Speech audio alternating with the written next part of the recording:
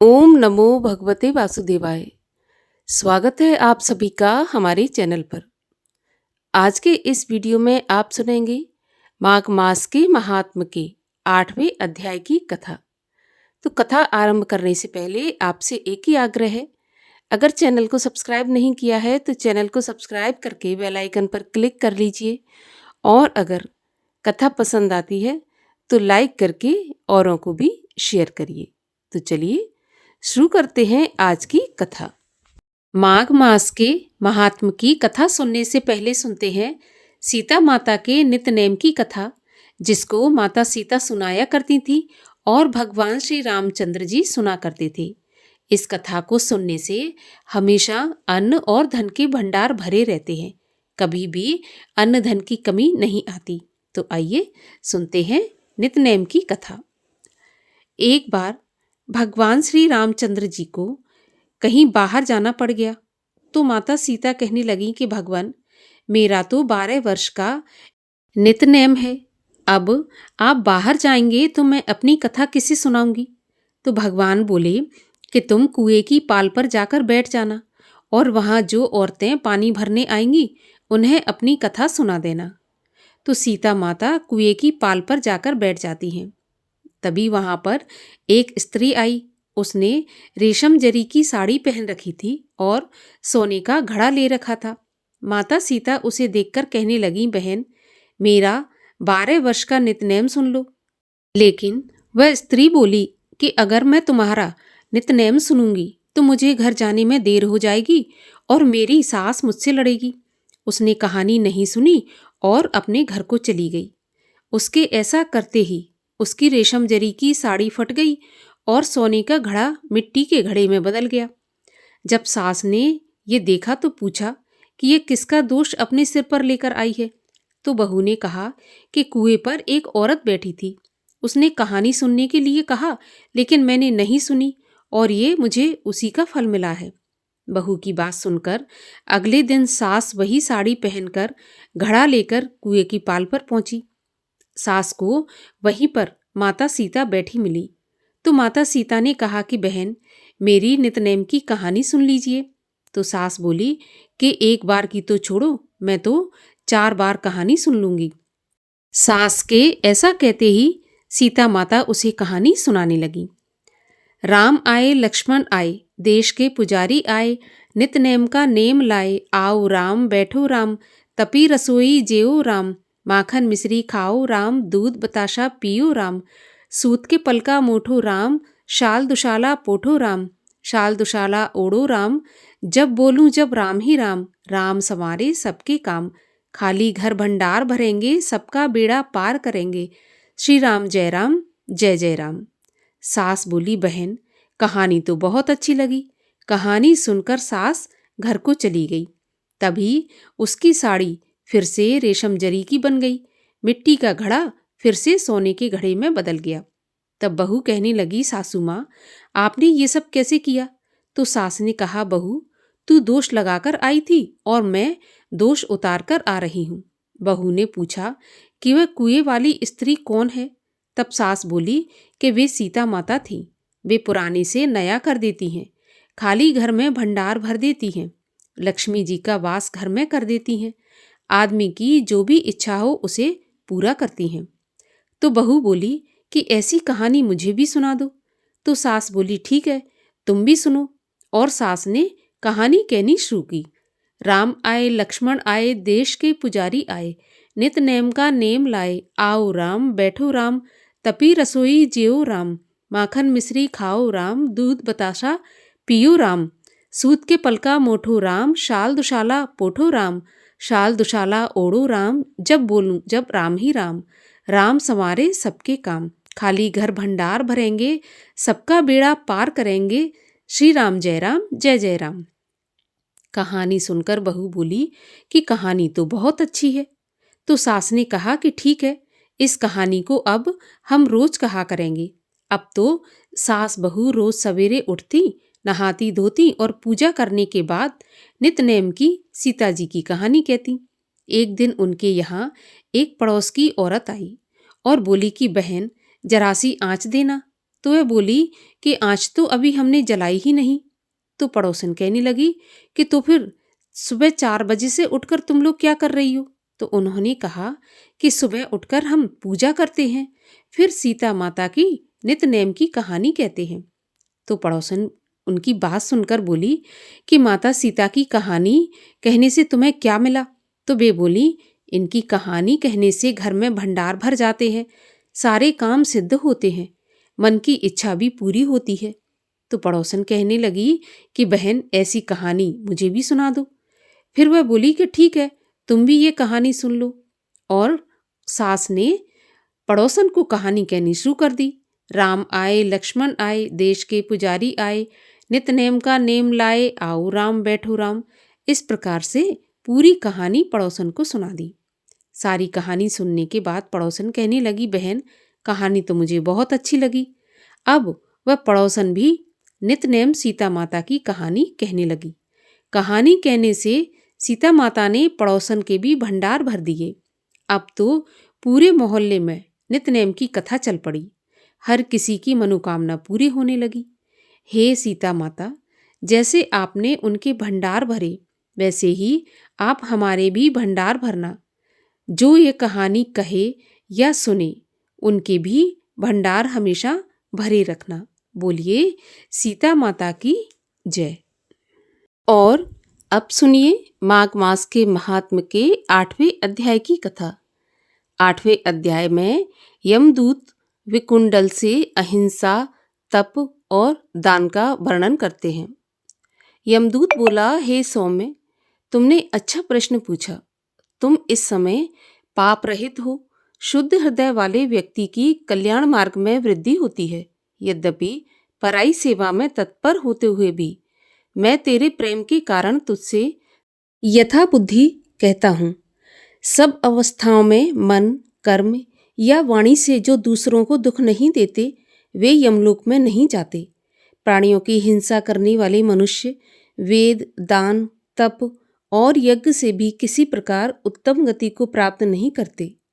ऋषियों ने कहा है कि अहिंसा ही सबसे बड़ा धर्म, तप और दान है।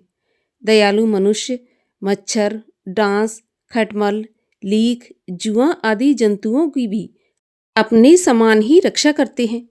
ऐसे मनुष्य जलते अंगारों से व्याप्त दुर्गम पथ को और प्रेतों की तरंग वाली यम यात्रा को नहीं देखते।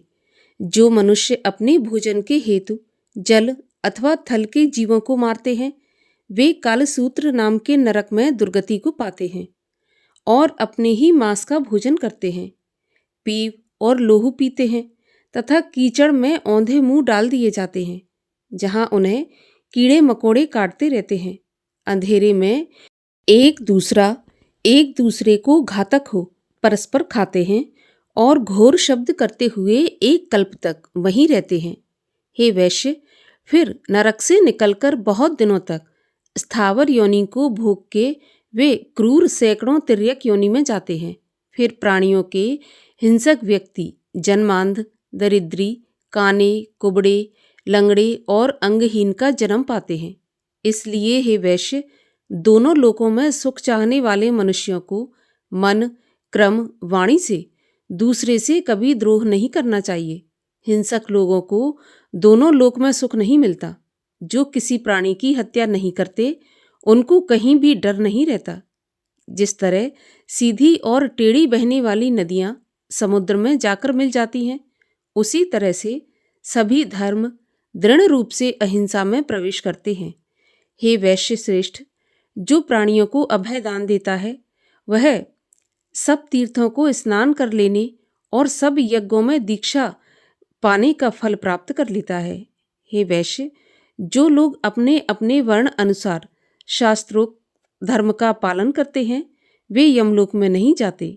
ब्रह्मचारी, गृहस्थ, वानप्रस्थ और सन्यासी सभी अपने अपने धर्म में विलीन होकर स्वर्ग में निवास करते हैं। जो इष्टापूर्त, जलाशय आदि बनवाते हैं, नित्य पंच यज्ञ करते हैं तथा सदैव दया करते हैं, वे यमलोक में नहीं जाते।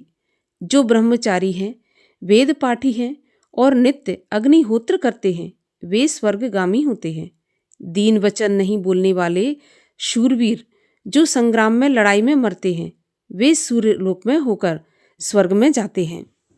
हे वैश्य, लंगड़े, लूले, बाल, वृद्ध, अनाथ स्त्री, शरणार्थी, ब्राह्मण और गरीबों का पालन पोषण करने वाले लोग स्वर्ग से नहीं गिरते, वहाँ सदा आनंद करते हैं।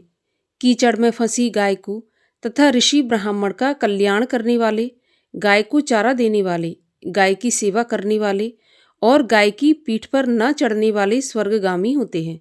जहाँ गाय जल पीती हो वहाँ जल की हौदी बनवाने वाले तथा बावली, कुआं, तालाब, प्याऊ आदि बनवाने वाले, जिनमें जलचर और थलचर प्राणी इच्छापूर्वक जल पीते हैं, उनसे उनका असीमित धर्म पड़ता है और वे बिना यमलोक के देखे अक्षय स्वर्ग को पाते हैं, क्योंकि जल ही सबका प्राणदाता है।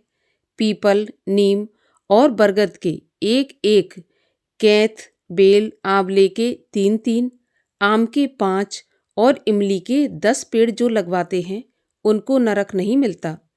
10 कुपुत्रों की अपेक्षा 5 वृक्ष श्रेष्ठ हैं, क्योंकि वे पुत्र रूपी वृक्ष अपने पत्ते, फूल, फल और मूल से पितरों की तृप्ति करते हैं। उन स्त्री पुरुषों को अग्नि में अग्निहोत्र करने की आवश्यकता नहीं होती, जिन्होंने मार्ग में घनी छाया वाले वृक्ष लगाए हैं। जो स्त्री पुरुष छायादार पेड़ लगवाते हैं, वे दानी तथा सदैव आनंद करने वाले होते हैं। अच्छी छाया वाले फल तथा फूलों से पूर्ण मार्ग में लगाए हुए पेड़ों को जो मूर्ख काटते हैं, वे बहुत समय के लिए नरक में जाते हैं।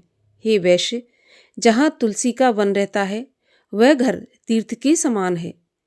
यहाँ यम निवास नहीं करते। तुलसी के बोने वाले तथा उसके पितृश्वर उसकी सुगंध से देवलोक में उतने 1000 वर्ष तक रहते हैं जितने कि बीज और दल इनमें होते हैं। नर्मदा दर्शन, गंगा स्नान तथा तुलसी दल का स्पर्श, इन तीनों का पुण्य बराबर है।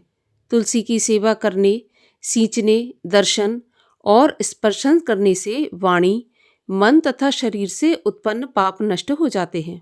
हे वैश्यवर, प्रत्येक पक्ष में द्वादशी के दिन ब्रह्मा आदि देवता भी तुलसी वन की पूजा करते हैं। रत्न, सोना, फूल तथा मोती ये तुलसी की समानता नहीं कर सकते, क्योंकि इनके दान से 16 गुना तुलसी पत्र का दान है।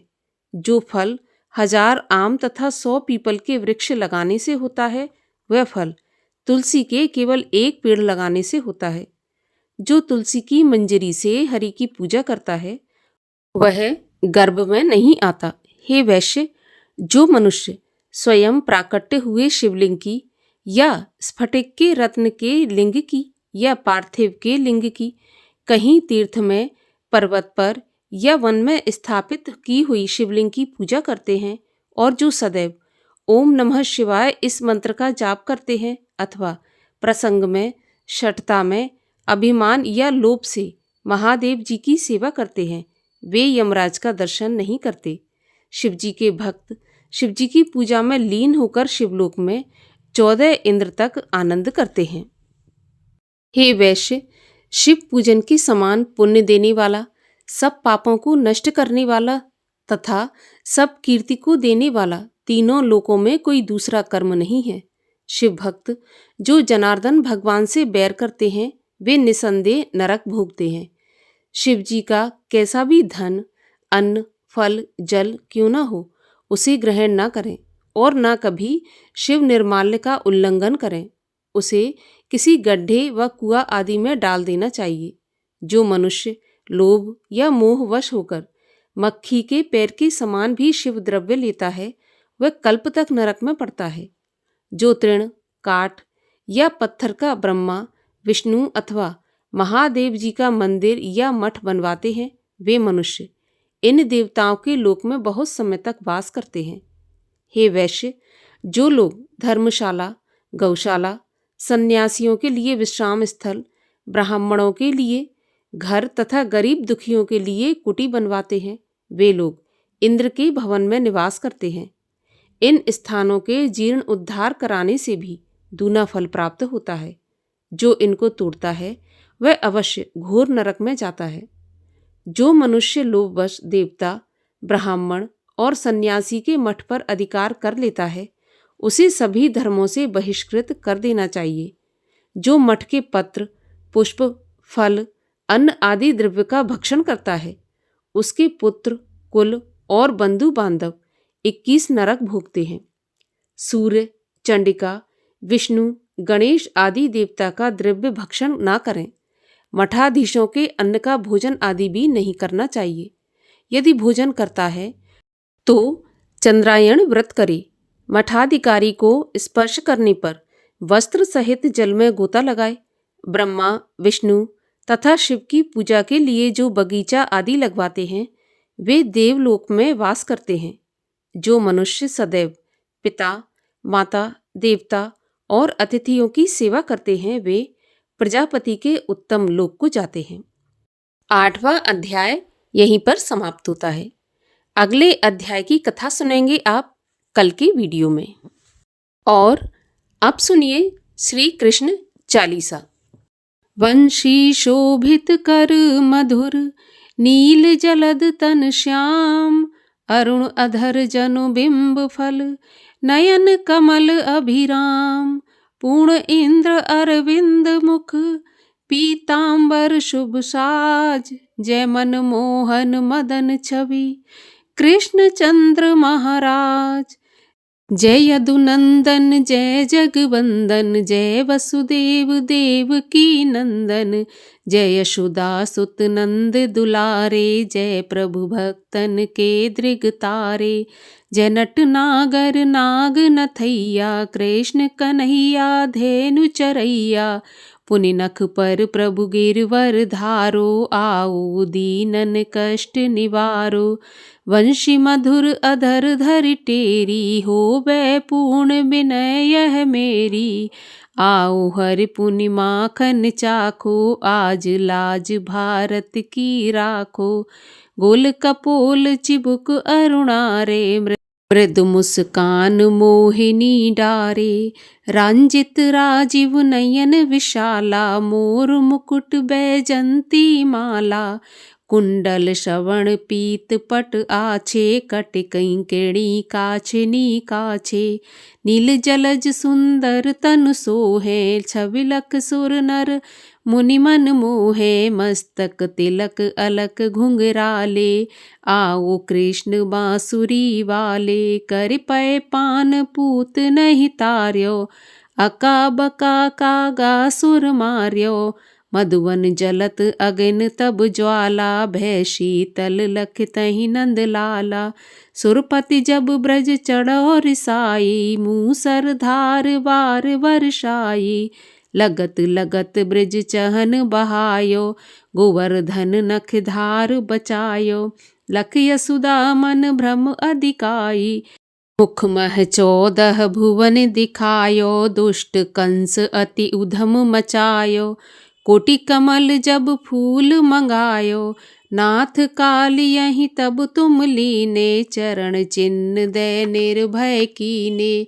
करि गोपिन संग रास विलासा, सबकी पूरन करि अभिलाषा, केतिक महा असुर संघार्यो, कंसहि केस पकड़ दे मार्यो, मात पिता की बंदी छुड़ाई, उग्र सैन कह राज दिलाई, मही से मृतक छहों सुत लायो, मातु देव की शोक मिटायो, हो मासुर मुर दैत्य संगारी, लाए 10 सहस कुमारी, दै भीमहि तृण चीर संगारा, जरा सिंधु राक्षस कह मारा, असुर बकासुर आदिक मार्यो, भक्तन के तब कष्ट निवार्यो, दीन सुदामा के दुख टार्यो, तंदुल 3 मूठ मुख डार्यो, प्रेम के साग विदुर घर मांगे, दुर्योधन के मेवा त्यागे, लखी प्रेम की महिमा भारी, ऐसे श्याम दीन हितकारी, मारथ के पारथ रथ हाके, लिए चक्र कर नहीं बल थाके।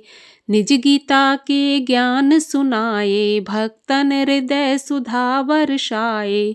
मीरा थी ऐसी मत वाली, विष पी गई बजा कर ताली। राणा भेजा सांप पिटारी, शाल गिराम बने बनवारी। निज माया तुम विधि दिखायो, उरते संशय सकल मिटायो। तब शत निंदा करि तत्काला, जीवन मुक्त भयो शिशुपाला। जबहि द्रौपदी टेर लगाई, दीनानाथ लाज अब जाई। तुरतहि वसन बने नंद लाला, बड़े चीर भय और मुँह काला। अस अनाथ के नाथ कन्हैया, डूबत भंवर बचावत नैया। सुंदर दास आस उरधारी, दया दृष्टि की जय बनवारी। नाथ सकल मम कुमत निवारो, क्षमहु बेग अपराध हमारो। खोलो पट अब दर्शन दीजय, बोलो कृष्ण कन्हैया की जय। बोलो कृष्ण कन्हैया की जय। यह चालीसा कृष्ण का, पाठ करे उरधार। अष्ट सिद्ध नव निध फल, लहें पदारथ चार। ओम जय श्री कृष्ण हरे प्रभु, जय श्री कृष्ण हरे। भक्तन के दुख सारे, पल में दूर करे। ओम जय श्री कृष्ण हरे। परमानंद मुरारी, मोहन गिरधारी। जय रस रास बिहारी, जय जय गिरधारी। ओम जय श्री कृष्ण हरे। कर कंकन कटि सोहत, कानन में बाला। मोर मुकुट पीतांबर, सोहे बनमाला। ओम जय श्री कृष्ण हरे। दीन सुदामा तारे, दरिद्रों के दुख टारे। गज के फंदे छुड़ाए, भवसागर तारे। ओम जय श्री कृष्ण हरे। हिरण्यकश्यप संहारे, नर हरि रूप धरे। पाहन ते प्रभु प्रगटे, जम के बीच परे। ओम जय श्री कृष्ण हरे। केशी कंस विदारे, नलकूबर तारे। दामोदर छवि सुंदर, भक्तन के प्यारे। ओम जय श्री कृष्ण हरे। काली नाग नथैया, नटवर छवि सोहे। फन फन नाचा करते, नागन मन मोहे। ओम जय श्री कृष्ण हरे। राज्य उग्र सेन पाए, माता शोक हरे। द्रुपद सुता पत राखी, करुणा लाज भरे। ओम जय श्री कृष्ण हरे। बोलिए श्री कृष्ण भगवान की जय।